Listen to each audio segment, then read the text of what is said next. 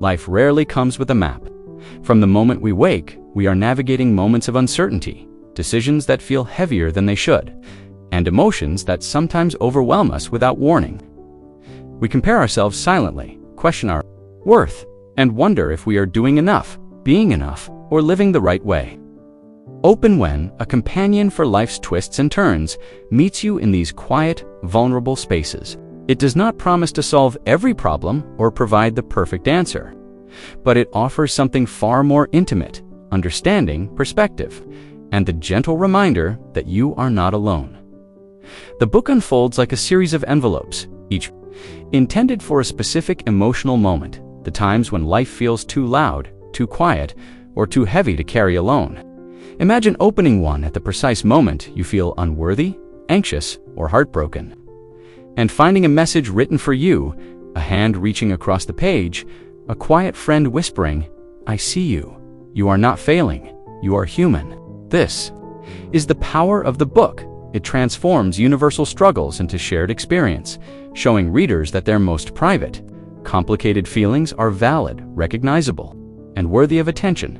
Each chapter explores a different facet of the human experience: the shadows of comparison, the strain of difficult relationships, the ache of unrequited love, and the moments when fear, doubt, or grief seem insurmountable. Yet alongside these explorations, the book offers reflection, guidance, and gentle practices that turn vulnerability into insight and uncertainty into a chance to grow. It teaches that emotions are not obstacles but signposts, signaling where self-compassion, courage, and attention are needed. In doing so, the book invites readers to meet themselves with patience and care, rather than judgment or haste. What makes this companion remarkable is its rhythm. It does not demand that we master ourselves in a single chapter or lesson. Growth is framed as slow, iterative, and deeply personal. Each envelope is a pause in the rush of life, a moment to breathe, reflect, and regain perspective. Readers are guided to understand their emotions, reclaim agency, and cultivate resilience. They learn that progress is measured not by perfection, but by the willingness to return to themselves, to act consciously, and to engage with life fully. Even amidst uncertainty, by the end, readers realize that this book is not just a companion. For temporary guidance, it is a mirror for the journey of being human. It invites reflection, encourages presence, and honors the complex spectrum of emotions that define our lives. It reassures us that it is okay to struggle, to feel deeply, and to take small steps toward understanding and growth. Open When reminds us that life's twists and turns are not signs of failure, but invitations to pause, listen, and respond with compassion. It is in these moments, these envelopes, that we find the courage to continue, the space to forgive ourselves, and the quiet power to return to who we are meant to become. Chapter 1. When you compare yourself and come up short, the first chapter explores the universal and often painful experience of comparison. It describes comparison as a persistent presence that trails behind people like a shadow, whispering that they are falling behind or are somehow lacking. This image communicates how comparison rarely appears as a conscious choice. Instead, it attaches itself to daily life, influencing thoughts, emotions, and self-worth without explicit permission. The chapter reveals how easily people judge themselves according to external markers: careers, relationships, appearances, or achievements, while dismissing their internal growth and resilience. The chapter emphasizes how modern culture amplifies comparison to unprecedented levels. With social media acting as a highlight reel, individuals are constantly confronted with filtered images of other people's milestones, success stories, and celebrations. Because these glimpses omit the quiet struggle, failure, and insecurity that exists behind the scenes, viewers mistakenly assume that others are thriving effortlessly while they alone are struggling. This manufactured illusion becomes a breeding ground for inadequacy and self-doubt. Instead of condemning the reader for comparing themselves, the chapter takes a compassionate and realistic approach. It acknowledges that comparison is not inherently malicious. Sometimes it emerges from longing, admiration, or the desire to improve. However, it warns that unexamined comparison becomes corrosive, redirecting attention away from one's own progress and minimizing even meaningful accomplishments. It reframes comparison as not just envy, but as a form of self-erasure. To counteract this dynamic, the chapter encourages practices that shift perspective back to the self. Through reflective prompts and gentle exercises, readers are asked to name small victories, acknowledge their unique timelines, and appreciate achievements that may not be loud, public, or easily quantifiable. The chapter advocates for celebrating progress rather than perfection, reminding readers that growth often looks quiet and slow, not dramatic and instantaneous. By the end of the chapter, comparison is recast as a thief of joy, rather than a reliable measure of value. The reader is urged to recognize that life is not a synchronized competition, but a diverse collection of individual journeys unfolding at different speeds. Letting go of comparison does not mean abandoning ambition. It means allowing room for self-respect, authenticity, and gratitude to coexist with aspiration. Chapter 2. When your friends are not your friends, this chapter examines relationships that are labeled as friendships but do not function in supportive or reciprocal ways. It challenges the assumption that being close to someone automatically makes the relationship healthy. Instead, it introduces the unsettling realization that some friendships can undermine self-worth, drain emotional energy, or create environments of subtle hostility. This recognition can be difficult because friendship is culturally idealized as inherently positive and unconditional. The chapter illustrates several forms of harmful friendship through narrative examples rather than abstract explanation. These examples include friends who only appear when they need favors, who criticize accomplishments, who manipulate with guilt, or who subtly celebrate failure. The emotional complexity lies in the fact that these dynamics are rarely overtly abusive. They are often quiet and socially acceptable, which makes them easier to overlook and harder to confront. The reader is encouraged to listen to their emotional responses, tension, exhaustion, resentment, as signals of relational imbalance. One of the main themes is the internal conflict people face when distancing themselves from unhealthy friendships. Many fear appearing unkind, selfish, or disloyal. The chapter reframes this fear by emphasizing that self-preservation is not cruelty. Protecting one's mental and emotional health is portrayed not as a betrayal of others, but as an act of loyalty. To oneself, choosing distance does not mean wishing harm upon another person. It means recognizing that certain relationships are no longer life-giving. The chapter also explores how friendship should ideally function, through mutual respect, encouragement, safety, and emotional reciprocity. Healthy friendships allow people to grow rather than shrink. They provide space for vulnerability rather than competition. Readers are prompted to ask themselves whether their friendships leave them feeling valued or diminished, seen or ignored, energized or depleted by its conclusion. The chapter empowers readers to evaluate friendships without guilt and to prioritize relationships that support authenticity. It emphasizes that outgrowing certain friendships is a natural part of development rather than evidence of failure. True friendship is not measured by longevity or proximity, but by mutual care, respect, and the freedom to be fully oneself. The chapter also acknowledges how easily people interpret awkwardness as personal deficiency, which often leads to self-isolation. It argues that awkwardness becomes painful mainly when it is fused with embarrassment and self-criticism. When detached from shame, awkwardness becomes merely a social quirk rather than a barrier. Readers are encouraged to experiment socially, take small risks, and allow conversations to unfold without over-editing themselves in the moment. By the end, the chapter reframes awkwardness as a doorway to authenticity rather than a roadblock. People connect not through perfection, but through shared imperfection, vulnerability, and curiosity. The message is not be less awkward, but rather stop assuming awkwardness means you are unworthy of connection. When awkwardness is embraced instead of feared, social life becomes less about performance and more about genuine human exchange. Chapter 4. When you feel unwelcome and want to fit in *, here the book explores the painful and often silent experience of feeling out of place. The chapter describes moments when people walk into rooms with their classrooms, workplaces, social events, or family gatherings and feel as if they do not belong. It recognizes that being physically present does not guarantee emotional inclusion. The ache of invisibility or exclusion can make individuals question their identity, value, and right to occupy space. The chapter argues that many attempts to fit in are really attempts to shrink in order to become acceptable to others. People mute their interests, soften their opinions, or alter their appearance in hopes of gaining approval. The problem is that this strategy may achieve surface-level acceptance, but it often results in internal distance from the self. Belonging purchased through self-abandonment is fragile and unsustainable. The chapter suggests that people often lose parts of themselves in pursuit of spaces that were never meant for them.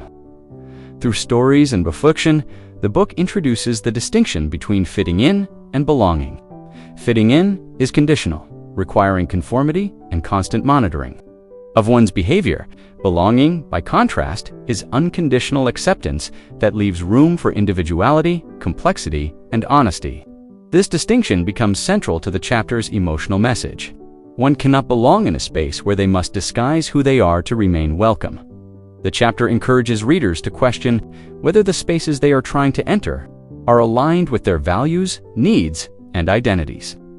Sometimes the problem is not that a person is unworthy, but that they are seeking validation from communities that cannot offer it. Belonging rarely requires performance. It requires resonance. The chapter suggests that belonging is discovered rather than earned, cultivated rather than demanded by its conclusion. The chapter emphasizes that belonging begins internally. When individuals accept themselves fully, they become more capable of recognizing and seeking out environments where that self is welcomed. The goal is not to infiltrate hostile spaces, but to create or join communities in which authenticity is not merely tolerated, but celebrated. Chapter 5. When you keep saying, yes, but you want to say, no asterisk, this chapter focuses on the emotional and psychological costs of people-pleasing. It begins by acknowledging that many people say yes, not out of genuine desire, but out of fear of disappointing others, causing conflict, appearing selfish, or losing approval. These fears lead individuals to sacrifice their time, energy, and boundaries, often without receiving appreciation or reciprocity in return. The chapter reframes people-pleasing as a form of self-abandonment, not politeness. The book explores the origins of this behavior, showing how cultural and familial pressures teach people that compliance is admirable and refusal is rude or disrespectful. For some, especially those raised in environments where harmony was prioritized over honesty, no becomes associated with danger or rejection.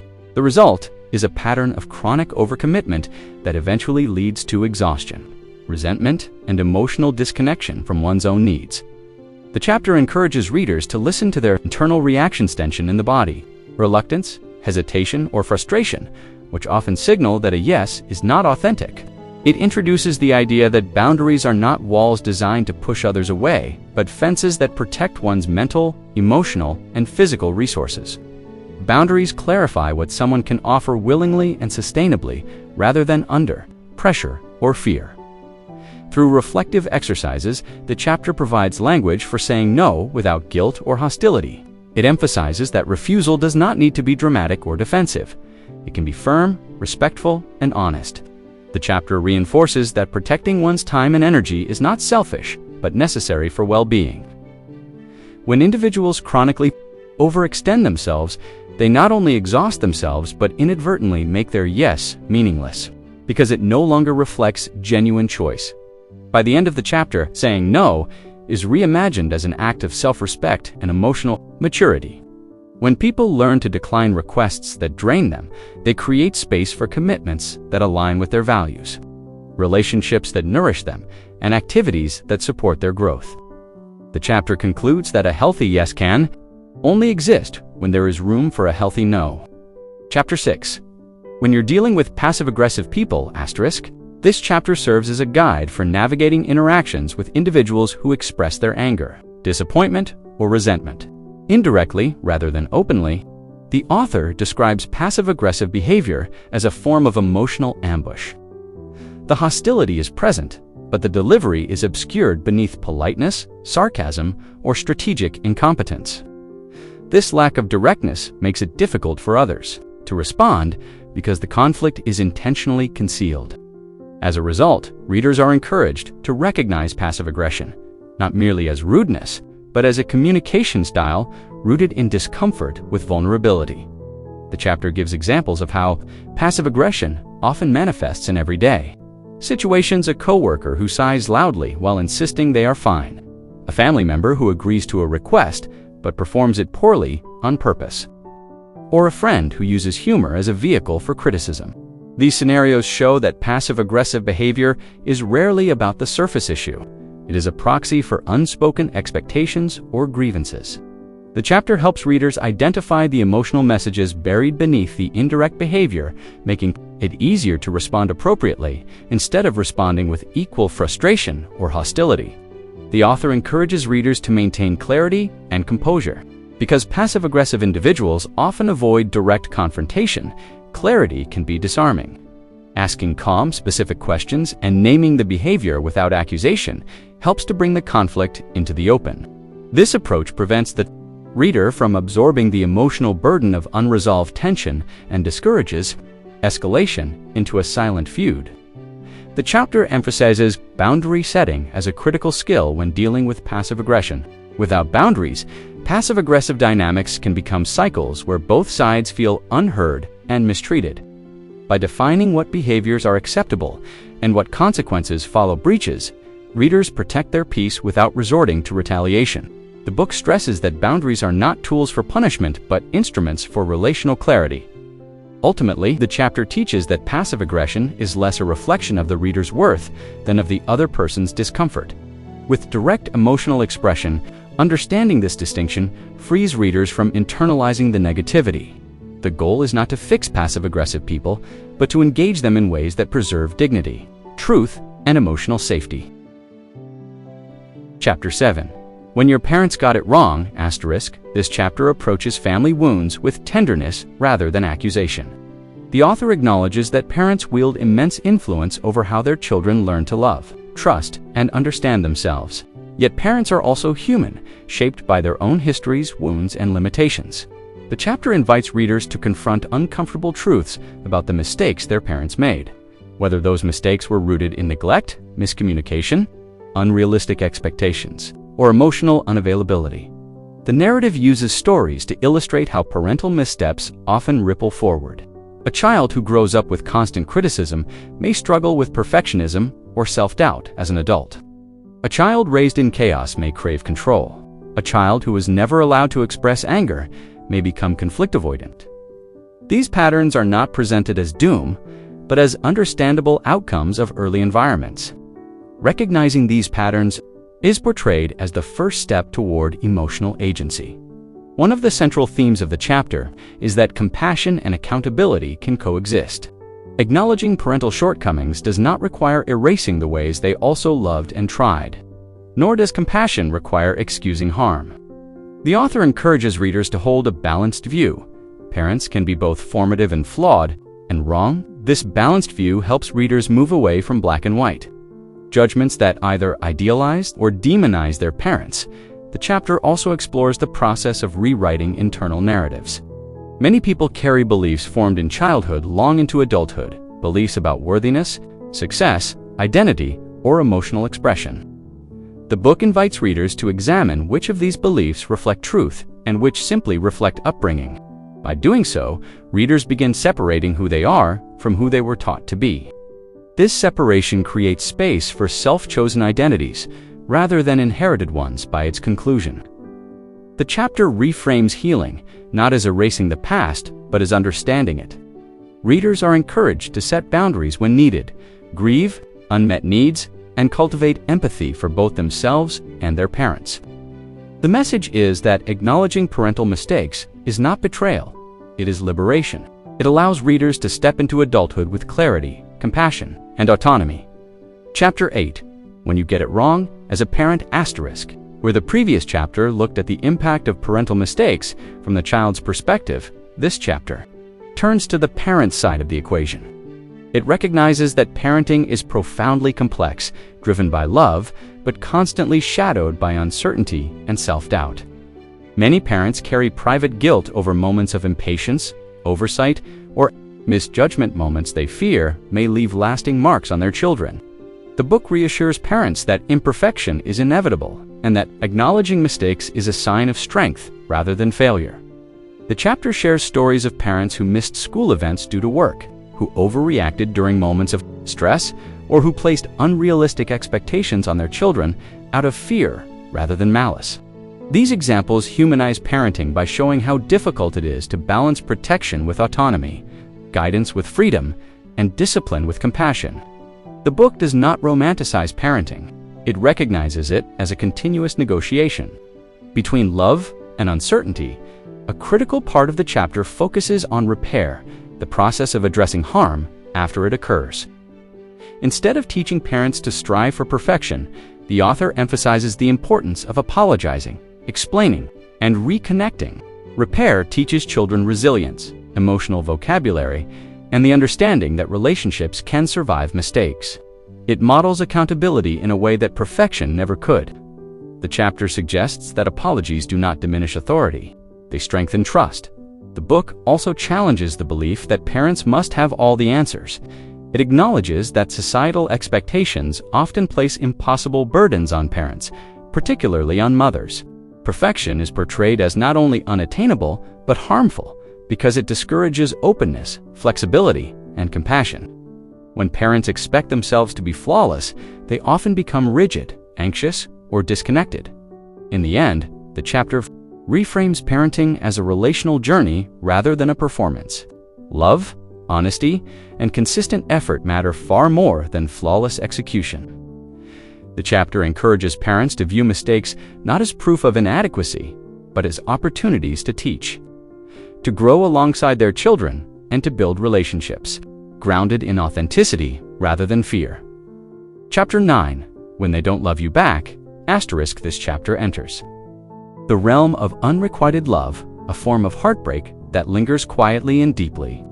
The author describes unreturned affection as a wound that does not bleed visibly, but aches internally. It is defined by longing without reciprocity, by fantasies that never materialize, and by the heavy silence that follows vulnerability. The book treats this experience not as adolescent drama, but as a profound emotional reality that adults encounter just as often as teenagers. The chapter explores the reasons unrequited love feels uniquely painful. Rejection does not simply deny affection, it challenges identity. It makes individuals question their desirability, adequacy, and worth. Because unrequited love often grows internally, fueled by imagination, hope, and idealization. It can be difficult to let go of. The chapter recognizes that people often grieve not just the person, but the future they imagined with that person. Rather than encouraging bitterness or cynicism, the book invites readers to sit with the heartbreak without self-punishment. It distinguishes between rejection and unworthiness, reminding readers that someone else's inability to reciprocate does not diminish the value of what they offered. Love does not lose its legitimacy simply because it was not returned. The chapter allows readers to validate their emotions without converting them into self-blame. Several reflective tools are presented for moving forward. These include acknowledging reality rather than clinging to fantasy, redirecting emotional energy toward people or pursuits that offer mutual nourishment, and practicing self-compassion. The chapter also promotes the idea that love is relational. It requires reciprocity to thrive. One person cannot carry both sides indefinitely without becoming depleted by the end. Unrequited love is reframed as an experience that shapes emotional resilience. The chapter does not minimize the pain, but contextualizes it as part of the human condition. The reader is encouraged to leave space for love that is mutual, sustaining, and affirming rather than unilateral and exhausting. Chapter 10, When They Love You, But You Won't Let Them Get Close, * in contrast to the previous chapter. This chapter focuses on the fear of receiving love rather than the pain of being denied it. The author describes how some individuals build emotional walls not because they lack affection, but because vulnerability feels dangerous. These defenses often form in response to past hurt, betrayal, loss, abandonment, or from internalized beliefs about undeservingness. Love becomes threatening, not because of the other person's intentions, but because closeness exposes the self. The chapter portrays intimacy as a form of risk. To allow someone in is to allow oneself to be seen, and being seen means surrendering control. Many people fear that if others knew their true selves, their insecurities, flaws, or contradictions, they would withdraw their affection. Thus, individuals sabotage connection preemptively as a form of self-protection. The chapter uses stories to illustrate how people push away partners or friends out of fear of disappointment or rejection. The book encourages readers to examine the origins of these fears with compassion rather than judgment. Defensive behaviors are not signs of emotional failure, but signs of emotional history. When the root cause is understood, avoidance can be addressed not as stubbornness, but as trauma, habit, or coping strategy. This shift in interpretation allows readers to approach themselves with gentleness rather than critique. The chapter offers gradual approaches for lowering emotional defenses. These include practicing small acts of openness, expressing discomfort honestly, and allowing others to respond with care rather than assuming negative outcomes. Intimacy is presented not as a leap, but as a process, one that requires patience, communication, and the willingness to tolerate uncertainty. Trust does not grow in a single moment. It accumulates in many small exchanges by its conclusion. The chapter reframes allowing others close as an act of courage rather than weakness. It asserts that love cannot thrive in isolation behind emotional barricades. When individuals permit themselves to receive love rather than merely give it, relationships deepen and self-understanding expands. The chapter ends by suggesting that vulnerability, though risky, is the gateway through which joy, connection, and belonging enter. Chapter 11. When you want to win the argument asterisk, this chapter explores the intense emotional surge that accompanies conflict, particularly the desire to win an argument. The author describes this drive as rooted less in the objective facts of the discussion and more in the deep need to be heard, validated, or respected.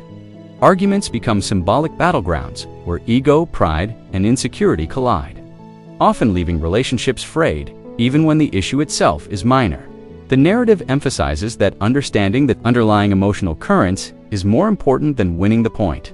The book highlights the way arguments can escalate when participants focus solely on being right. People rehearse comebacks, anticipate weaknesses, and sometimes manipulate or interrupt. This behavior often overshadows the original concern, transforming discussions into performances of superiority rather than genuine communication.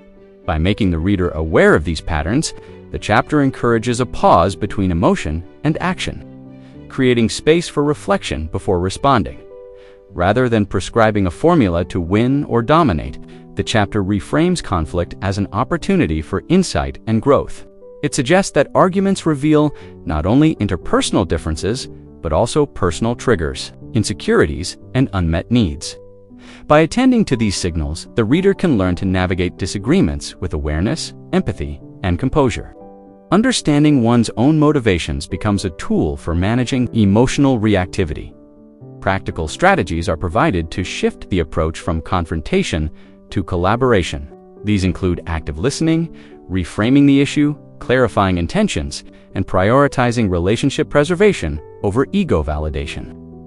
By practicing these approaches, individuals can engage in meaningful dialogue without sacrificing their integrity or the trust of the other person. The emphasis is on connection rather than conquest. By the end, the chapter asserts that winning an argument is rarely about asserting superiority. It is about preserving trust, maintaining clarity, and strengthening emotional bonds. The narrative encourages readers to consider peace, understanding, and relational health as the ultimate markers of success in conflict, redefining victory in human terms rather than competitive ones. Chapter 12.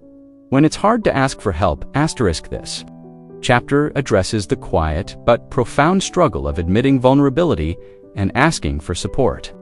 Many people internalize the belief that independence equals strength and that asking for help is weakness.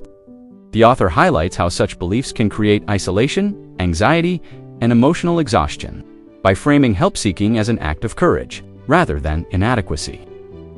The chapter repositions support as a shared human necessity, including thoughts like, "I don't want to burden anyone. I should handle this on my own," or "Others have it worse than me." These reflections often compound stress and reinforce feelings of invisibility or alienation. Through stories, the book validates these fears while gently challenging the notion that they must dictate behavior. Readers are guided to see asking for help as an act of trust and connection.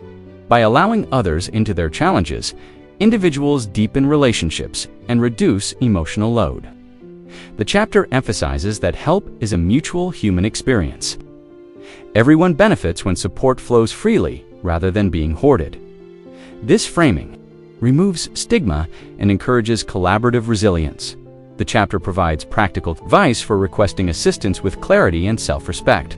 It suggests articulating needs directly, identifying safe and willing recipients, and letting go of guilt or shame. By redefining help as empowerment rather than dependency, the reader can approach support as an opportunity for growth, learning, and shared problem-solving rather than as weakness. By its conclusion, the chapter normalizes help-seeking as an essential skill for thriving. Readers are reminded that no one was meant to survive alone, and that vulnerability can be transformative rather than detrimental. Learning to ask for help becomes a cornerstone of self-care, emotional health, and meaningful connection. Chapter 13. When your inner voice is your own worst critic *. This chapter focuses on the pervasive inner critic, the voice that amplifies flaws, magnifies mistakes, and questions self-worth. The author explains that this voice is often learned, shaped by external pressures, cultural expectations, and past trauma. It can feel relentless, echoing in quiet moments and shaping behavior in ways that are often unconscious. The chapter's approach is compassionate, emphasizing understanding rather than silencing. The book describes the inner critic as an attempt to protect and control, a misguided effort to prevent failure or rejection. While the intent may be to safeguard the self, the result is often anxiety, self-doubt, and diminished confidence. The narrative encourages readers to observe this voice without judgment, noticing patterns, triggers, and recurring messages. Awareness becomes the first step toward transformation. Techniques for interacting with the inner critic are presented, including reframing, dialogue, and curiosity. Readers are asked to challenge harsh statements by asking whether they are objectively true, considering alternative perspectives, and responding with kindness. By treating the inner critic as a misguided guide rather than a tyrant, the reader can reduce its influence without ignoring its presence. Stories and reflective exercises illustrate how self-compassion can replace self-criticism. Recognizing effort, progress, and intention shifts focus from failure to growth. The chapter reinforces that improvement is not about perfection, but about patience, understanding, and persistent engagement with oneself. The inner critic becomes a teacher rather than a jailer when approached mindfully. By the end, readers are encouraged to cultivate a nurturing internal dialogue, replacing harsh judgment with curiosity and care. Growth, self-worth, and resilience are framed as outcomes of compassionate self-reflection. The inner critic is not vanquished. It is integrated and transformed into a partner in personal development. Chapter 14. When you doubt yourself and want to feel more confident *. This chapter examines self-doubt and the quiet erosion of confidence that affects decision-making, social interactions, and personal growth. The author emphasizes that doubt is not inherently negative, but a natural companion to growth and risk. It is through facing uncertainty that individuals learn resilience and self-trust. The narrative normalizes hesitation and fear as shared human experiences rather than personal failings. The book details how small experiences of insecurity accumulate over time, often reinforced by comparison, failure, or past criticism. The chapter illustrates how self-doubt can lead to paralysis, avoidance, or missed opportunities. Through storytelling, readers are invited to witness characters navigating moments of hesitation and discovering that courage is not the absence of fear, but acting despite it. Strategies for cultivating confidence are provided, focusing on incremental steps rather than dramatic transformations, keeping promises to oneself, reflecting on past successes, and practicing skills gradually allow readers to build trust in their abilities. The chapter emphasizes that confidence is cultivated through repetition, patience, and self-acknowledgement, rather than external validation. The narrative also explores the role of perspective. Doubt can be reframed as a signal to prepare, plan, or reflect, rather than as evidence of inadequacy. Readers are encouraged to separate temporary fear from lasting incompetence, recognizing that self-doubt is transient and often disproportionate to actual skill. This shift enables more rational and compassionate self-assessment. By the conclusion, confidence is reframed as a choice, a decision to act despite fear rather than a fixed trait. Readers are reminded that growth and courage coexist with doubt, and that authentic self-assurance emerges from persistence, reflection, and the willingness to face uncertainty. Chapter 15. When you feel overwhelmed, this chapter tackles the sensation of being engulfed by life's demands, the emotional and cognitive overload that leaves individuals feeling paralyzed, anxious, or incapable. The author emphasizes that overwhelm is a human response to too many simultaneous pressures rather than a personal weakness. By normalizing the experience, the book creates space for reflection and strategic management rather than self-criticism. The narrative explores common sources of overwhelm, including professional obligations, family responsibilities, personal goals, and internal expectations. The chapter explains that cumulative stress can distort perception, making tasks appear larger than they are and reducing the capacity to prioritize effectively. This recognition helps readers externalize the source of overwhelm.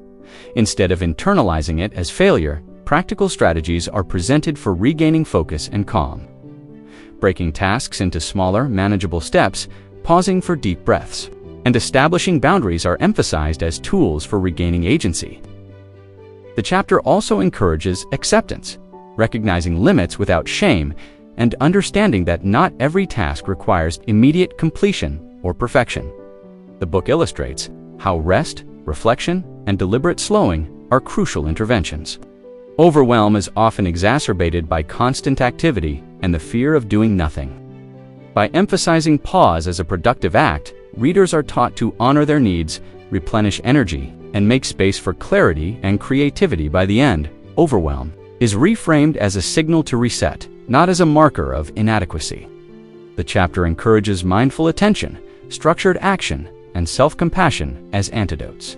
Readers leave equipped to navigate life's demands with intentionality, preserving both effectiveness and emotional well-being. Chapter 16.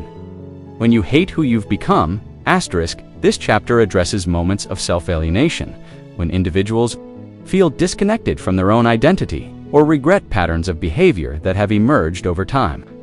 The author emphasizes that self-criticism is natural but must be balanced with compassion. Hatred of self is reframed as a signal for introspection and the beginning of transformation, rather than a permanent indictment. The book explores how survival-driven behaviors, coping mechanisms, or reactionary choices can accumulate, resulting in feelings of estrangement from one's values or goals. These patterns are often adaptive at one stage, but become counterproductive as circumstances evolve. By understanding the origins of these behaviors, readers can begin to disentangle reaction from intention. The narrative encourages reflective exercises that allow readers to examine both mistakes and accomplishments without judgment. Recognizing that past actions were responses to challenging circumstances enables self-forgiveness. The chapter emphasizes that change requires honesty and patience, not shame or self-punishment. Practical guidance is offered for rebuilding identity in alignment with values. Small choices, consistent actions, and intentional reflection are highlighted as vehicles for transformation. The book reassures readers that reinvention is gradual and non-linear, requiring persistent self-engagement rather than radical overhauls. By conclusion, the chapter reframes self-hatred as an opportunity for growth. Readers are encouraged to embrace the tension between who they were and who they are becoming, fostering self-compassion, accountability, and resilience. The focus is on becoming, not being condemned. Chapter 17. When you're scared of making the wrong choice, this chapter examines decision-making anxiety and the paralysis that arises from fear of making mistakes. The author acknowledges the weight of responsibility felt in moments of uncertainty invalidates the difficulty of navigating choices that seem consequential. Fear is presented as a natural signal rather than a hindrance. Highlighting the importance of attentive discernment, the narrative explores how fear distorts perception, making risks appear more catastrophic and outcomes more binary than they are. Stories illustrate how individuals can become trapped in indecision, delaying action and compounding stress. By understanding the influence of fear, readers are invited to approach decisions with awareness rather than avoidance. For managing fear in decision-making are provided, including gathering information, considering values, seeking counsel, and practicing small experiments. The chapter emphasizes that mistakes are not disasters, but lessons that provide insight and personal growth.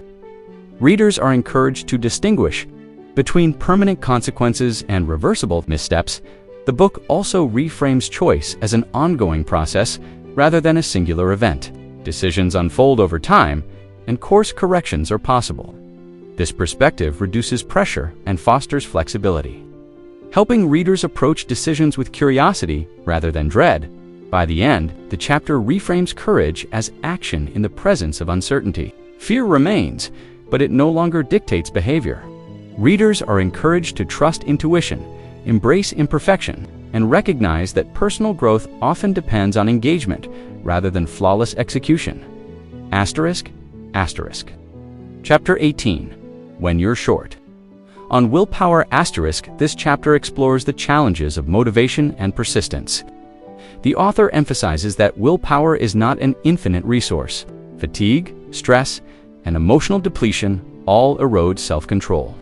Shortcomings in willpower are framed as natural and universal rather than signs of personal failure.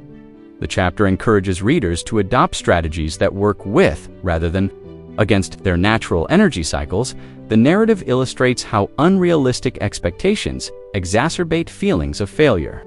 People often assume they can maintain high effort indefinitely, creating a cycle of overextension and guilt. The book encourages practical planning, recognizing energy limits, and prioritizing tasks to preserve willpower for the most important goals. Tools for increasing momentum include breaking projects into small, achievable steps, rewarding incremental progress, and emphasizing consistency over intensity. The chapter also highlights the importance of self-compassion, reminding readers that occasional lapses do not negate effort or undermine identity. The author emphasizes the psychological benefits of reframing challenges. Viewing obstacles as opportunities for growth and learning reduces the perceived burden on willpower alone. Through stories, readers learn how environmental adjustments, habit formation, and strategic planning support sustainable action. By conclusion, willpower is reframed as a managed resource rather than a moral test. Persistence emerges from strategy, self-kindness, and momentum, enabling readers to approach tasks with confidence and patience rather than self-criticism. Chapter 19.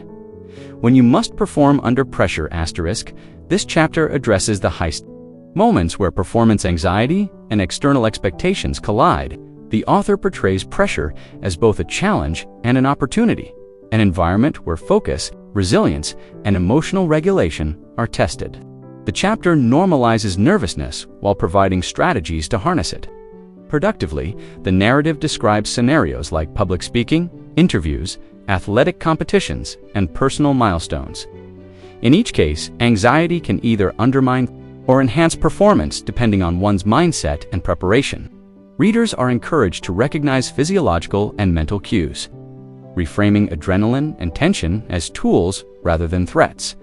Practical techniques include centering exercises, deep breathing, visualization, and incremental exposure to pressure situations.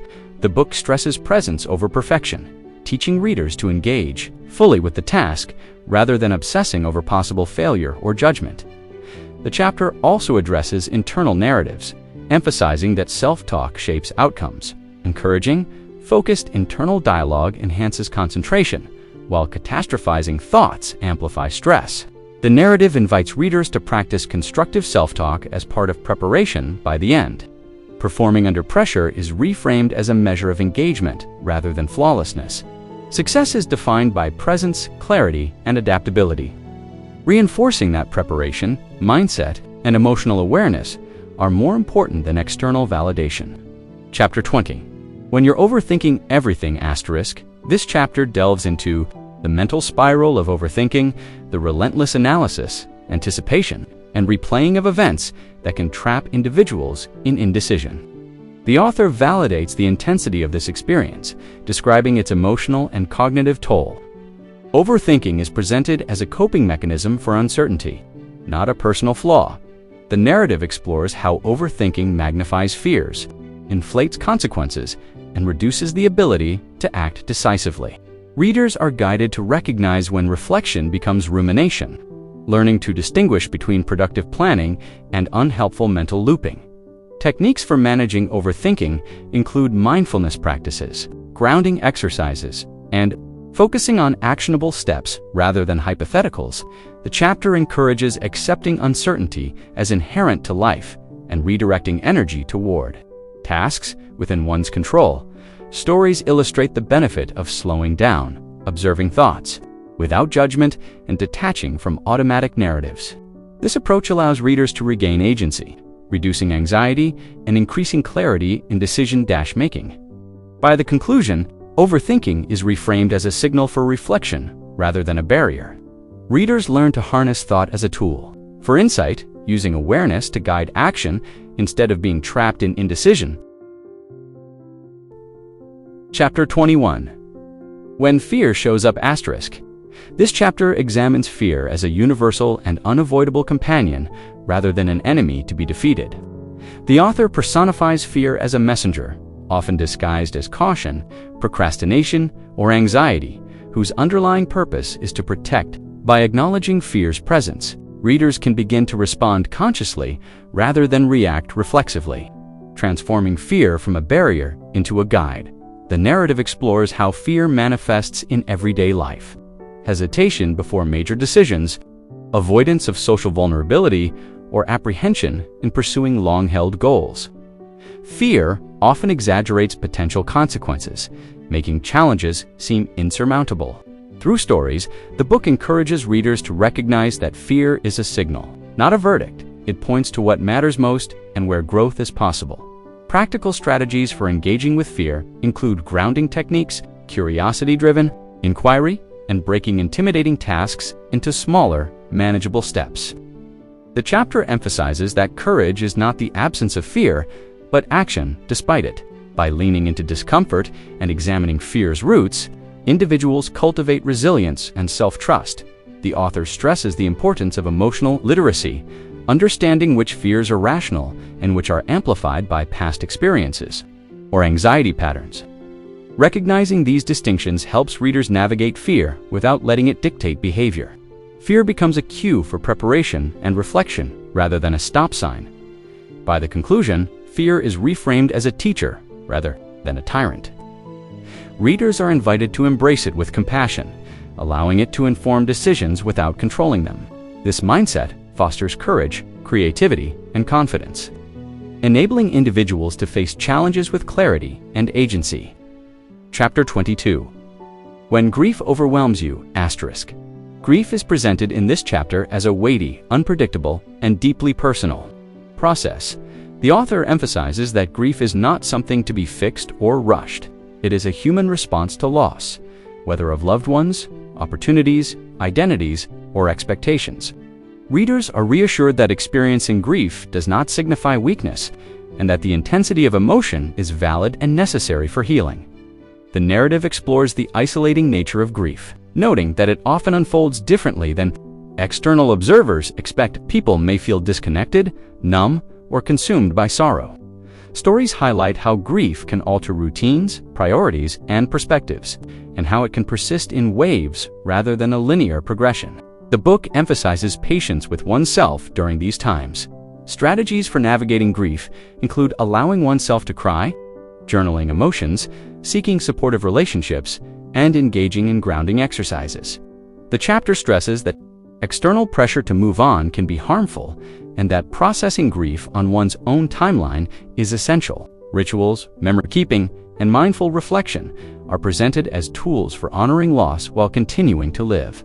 The author also addresses guilt and self-blame, reminding readers that grief often accompanies circumstances beyond one's control. By distinguishing responsibility from the natural response to loss, the chapter helps readers release unproductive emotional burdens. Compassion toward oneself becomes central to moving through grief without judgment. By the end, grief is reframed as a softened presence rather than a permanent shadow. While loss is real and painful, the chapter emphasizes the capacity to integrate grief into life meaningfully. Readers learn that honoring grief allows for healing, empathy, and deeper appreciation for the fragility and richness of human experience. Chapter 23. When everything feels pointless, this chapter addresses existential despair, the feeling that life lacks meaning or that daily routines have lost significance. The author validates these emotions, noting that moments of emptiness often arise during exhaustion, stress, or personal upheaval. Rather than pathologizing the experience, the book frames it as a signal that reflection and restoration are needed. The narrative examines how feelings of pointlessness can lead to disconnection, numbness, and apathy. People may question the value of work, relationships, or personal goals. The book acknowledges the difficulty of motivation during these periods and encourages readers to resist self-judgment, viewing the sensation as a natural part of the human emotional spectrum. Strategies for managing these moments include focusing on small, attainable anchors, simple routines, acts of care, meaningful tasks, or mindfulness exercises. By redirecting attention to tangible actions, the chapter emphasizes that meaning can return incrementally rather than all at once. Even minor gestures of intentionality can counter feelings of futility. The author highlights the importance of patience and self-compassion. Meaning does not always roar. Sometimes it whispers in subtle, everyday experiences. By engaging with the world gently rather than forcing significance, readers are guided to notice connection, contribution, and personal growth in small, cumulative ways. By conclusion, pointlessness is reframed as temporary and navigable. Readers are encouraged to lean into rest, reflection, and gradual re-engagement with life's rhythms. The chapter reassures that purpose often returns when attention is shifted to what is present and actionable, reminding readers that human life is cyclical, not static. Chapter 24. When you feel like an imposter, this chapter explores imposter syndrome, the internal belief that one's achievements are unearned and that exposure will reveal incompetence. The author emphasizes that this experience is common, especially among high achievers or those in unfamiliar environments. Feelings of fraudulence are framed as internalized pressure and comparison rather than objective truth. The narrative examines how imposter syndrome manifests: self-doubt despite evidence of competence, attributing success to luck, and minimizing accomplishments. Readers are encouraged to recognize the dissonance between internal perception and external validation. By identifying patterns, they gain tools to disrupt self-deprecating thought cycles. Strategies for managing imposter feelings include tracking accomplishments, acknowledging effort, and reframing success as the result of persistence rather than serendipity. The book emphasizes that confidence grows when achievements are internalized authentically, rather than dismissed or rationalized away. This process reduces anxiety and builds self-trust. The chapter also highlights the role of comparison. In feeding imposter syndrome, observing others' curated successes can amplify feelings of inadequacy. Readers are guided to shift focus from external benchmarks to internal growth, celebrating progress and resilience over social metrics.